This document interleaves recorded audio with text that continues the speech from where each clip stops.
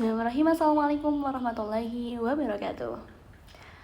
Good afternoon everyone, honorable the judges and the audience. Alright, all praise belong to Allah, the of the world, King of the King, the creator of everything in this universe. For him only worship and for him only we ask our help. And second, peace and salutation may be upon to our Prophet Muhammad Sallallahu Alaihi Wasallam, the last messenger of Allah who saved the human being from the darkness to the lightness. Okay, the third, I stand here. I would like to present to you all about my creative idea for Pilmapres 2026. But before I start my presentation, let me introduce myself. My name is Waham Munjaida, and I'm undergraduate student of Islamic Education, Universitas Islam Indonesia. Alright, today I would like to presenting a solution, a critical question. Alright, in a world right now, where the AI can write essay or assignment student in seconds or minutes maybe. Alright, so how do we ensure that our students are actually thinking? Alright, so now I present to you my creative idea that beyond the algorithm restoring originality through a process-based assessment model. Alright, next slide. Okay, you can see the slide. Yes, let's begin with the crisis today, the crisis right now. In this year, for this decades, the final draft of an essay or assignment was our proof of cognition. If a student submit a good paper, we someday had a good task. But today, the assumption is broken. Why? Because we're facing the area of digital ghostwriting.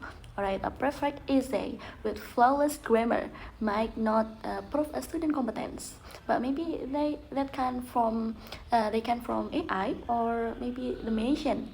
Yeah, it may simply prove the word a perfect prompt. Yeah, as research Beetle and Gaia, you can see the down of the slide. Alright, yeah, there is not just plagiarism, but it is outsourcing of the struggle of learn. Okay, if we only create the product, we are essentially creating the algorithm, not the students. Okay, so the next slide. Yeah, next slide. Alright, so what should we do like that? What should we do as the teacher, as the institution, as the school, as the educator like that? Alright, usually by policing, by AI. We use AI detector like Turnitin, that we have access Turnitin for the student. But this time, maybe Turnitin is not accurate. Yeah, not full accurate.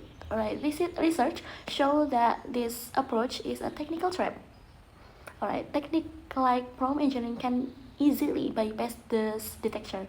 Furthermore, these tools often produce false productive, false sometimes or wrong sometimes like that, accusing innocent student and destroying the trust between the teacher or educator and the students. Okay, we cannot outcode the AI, and the solution is not the better police.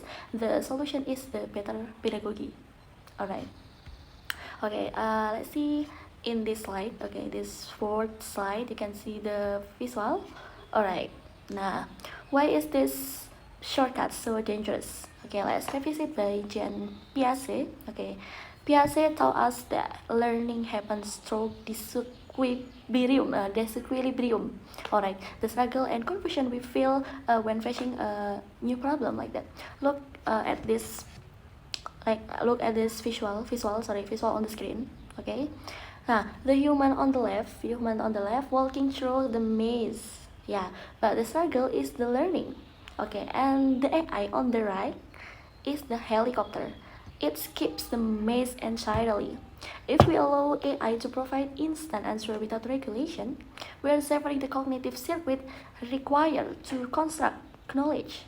We must shift our focus from the result to the journey or process. Okay, we not see the result, but we can see the process.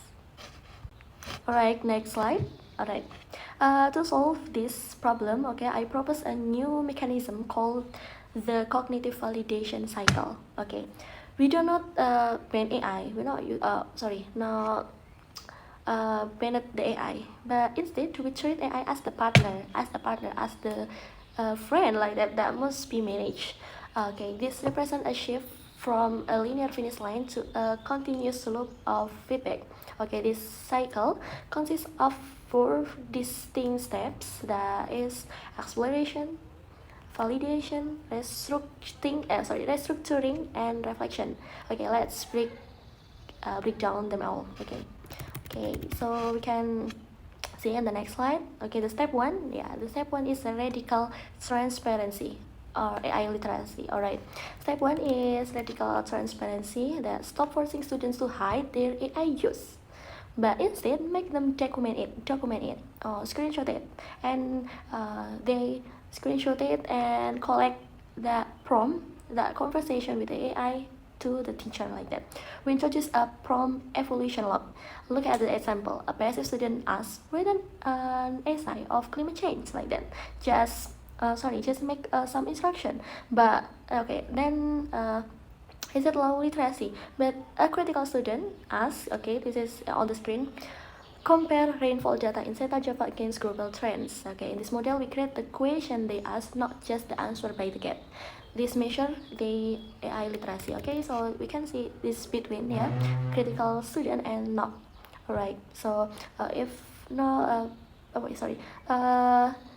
if critical students they say to the AI is brainstorming and make the AI is the friends, like that, the partner. If passive student, they just give the instruction to the AI, like that. Okay, so we can compare it by them, like that. Okay, so next slide, the step two. The step two is evaluative judgment. Alright, the step two is evaluative judgment. We know LLMS or large language model can hallucinate, can delulu, like that. They predict the word, not the fact. Therefore, the student must become the first fact checker. Okay, in this stage, students cross-reference AI output. If the AI claims a statistic, the student must verify it against a primary source. Okay, the rule is simple. If the AI lies and you don't catch it, the filer is yours. This first active readings and critical analysis. Okay, so if after brainstorming with the AI, so the AI gives the answer, we must verify again with the answer from the AI, like that. So cross-check, cross-check with the answer from the AI, like that.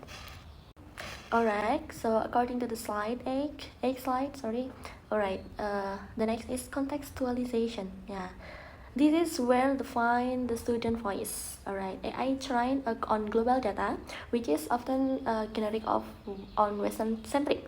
The student job is to inject the local context. Okay, for the example, if the AI gives a generic example of the Amazon rainforest, so the students must restructure the information to apply to the Kalimantan rainforest, like that. By injecting local wisdom and personal context, the work becomes something a machine cannot replicate, like that. Yeah, this is maybe contextualization is same with student voice, like that. Alright, and the last step is metacognitive reflection. Yeah, this is the final step. Alright, the final step is metacognitive reflection. Metacognitive reflection. Okay, nah, we ask the students to defend their work. Okay, what percent of this draft in AI, like that? We can ask the question to the student. Okay, why did you keep this paragraph but delete that one, like that? Okay, so we make sure that our student is understand with the assignment, and AI was the partner, so they give the student give the log prompt into the teacher, like that. Okay, so this shift the mindset from hiding help to taking responsibility. It restores academic integrity by making the students the conscious architect of the final paper, like that. Okay, next slide.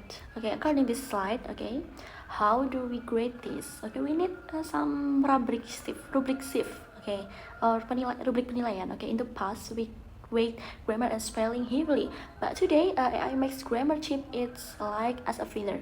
Okay, the new goal is critical validation. My proposed rubric priorities. Okay, my priorities that I have three critical validation. Okay, three proposed. The first is transparency of process. Okay, did they show their prompts? Okay, so the log prompt give to the teacher how they have some brainstorming with the AI. Okay, so the second is quality of fact checking. Okay, did they catch errors like verify the answer from the AI like that to the fact. All right, so we can see the quality of assignment, quality of essay with understand with the student understand like that. All right, the third is authenticity of voice. Is it contextualized or not? Okay. Okay, so next slide. This is the new role of educator. Alright, this brings us to the implication for us, the educators. We must move from being correctors to curators. We stop wasting time fixing typos. Let the AI do that. Our job is to prune and challenging their arguments. To manage the workload, we can use peer assessment strategies where students validate each other's thoughts before teachers sees the draft. This reduces the burden while increasing student engagement like that. Alright, so the last slide.